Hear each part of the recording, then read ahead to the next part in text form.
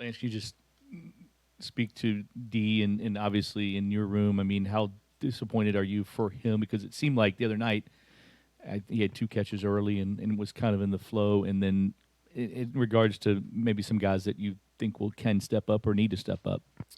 Yeah, really disappointed and hurt for D. I know that he worked extremely hard all off season, spring, summer, and training camp. He had a great training camp. In fact, he was our offensive breakout player of camp.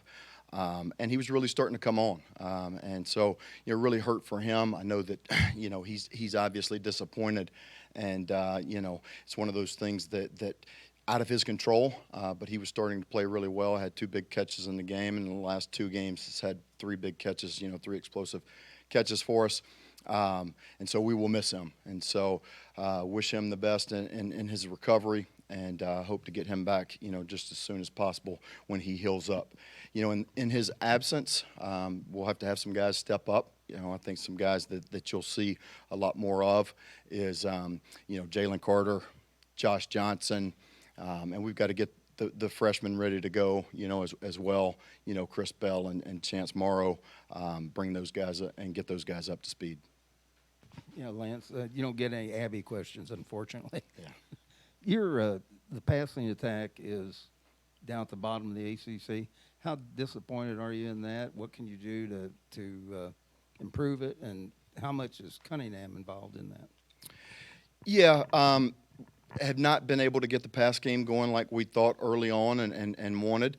So obviously, have to do a much better job in all areas of the pass game. I think one of the things that leads to that, is particularly in the passing game, is chemistry and the quarterback and receiver trust factor, me to you factor. When you look at it, I mean, other than Marshawn, everybody else that he's throwing to is new. And so I think just being able to trust those guys and find chemistry and know where they're going to be, and little nuances in the passing game that are holding us back. And it's not just one person. It's not just Malik. It really falls on all of us, from receivers to quarterback to, pass protection. All of those things, are included. And so I was, the positive part of it was, I thought we took a step in the right direction in the pass game against Florida State. Still not where we want to be, and we're going to continue to work hard to develop our passing game and continue to improve that.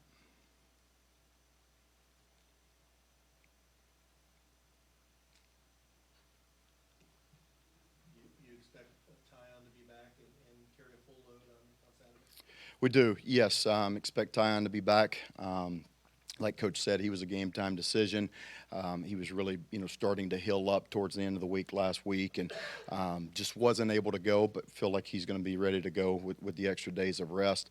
And I thought, in the game, Cooley and Jawar, played really well, ran really hard, and so was excited to get them mixed in more, and I thought they did a nice job. I thought we ran the ball really, really well. The offensive line, tight ends, everybody involved with the blocking unit, really came off and established a new line of scrimmage, and were able to create some big plays in the run game. Lance, Scott mentioned the pre-snap penalties as something that are particularly frustrating on offense. So what do you see going into those when you look back at them, and how do you try to correct those moving forward? Yeah, pre-snap penalties and turnovers, we can't have them. Absolutely have to be better at those things, and it's shown up in all three games.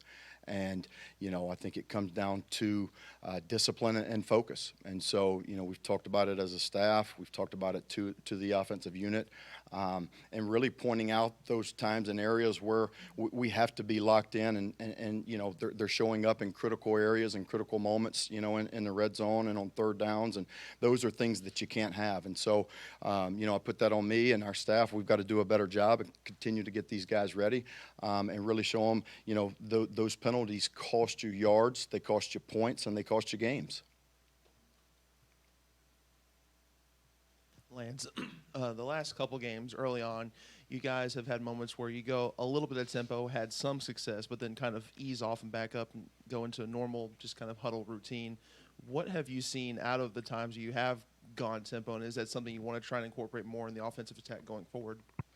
Yeah, I thought the tempo has been really good for us, but I thought mixing our tempos has also been good. It's been a great balance between the mixture of tempos, whether it's no huddle, going fast, looking to the sideline, also the huddle plays that we do, and so just mixing all of those really gives us an advantage to mix the tempos, not just always being in one or the other.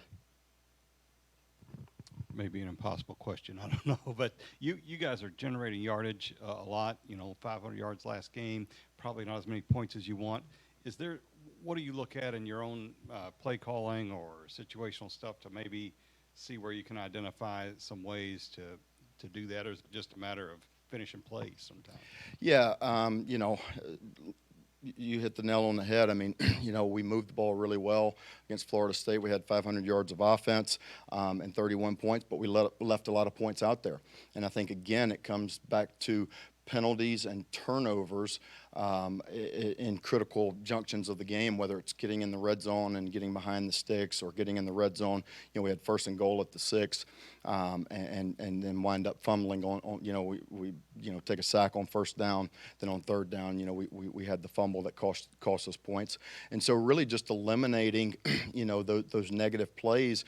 And, when you talk about South Florida, they're playing really well, and their defense is ranked 19th in the country. They do a great job. I think they're 1st in the country at, tackles for loss.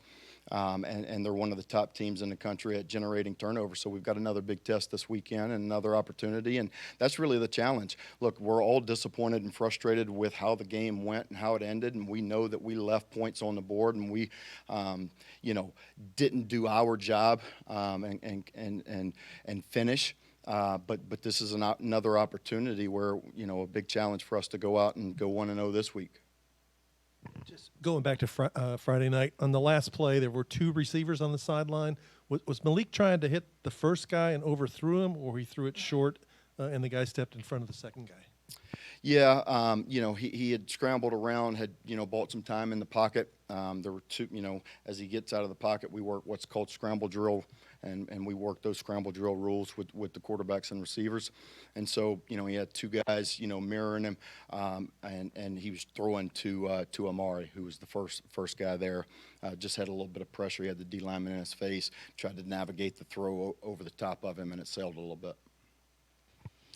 Coach, Braden, I think, is coming in here later. Can you talk about what he brings to the offense? A couple big 3rd down catches at Central Florida, and also, I know you can't run it every week, but he can throw the ball a little bit too. The big play against Syracuse, and he had a touchdown pass last year.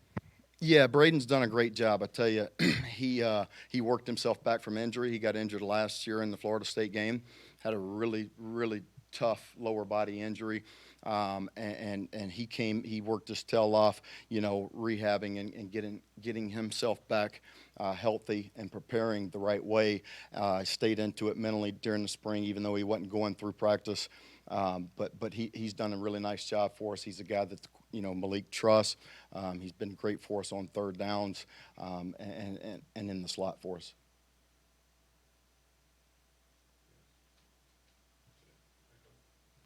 Thanks.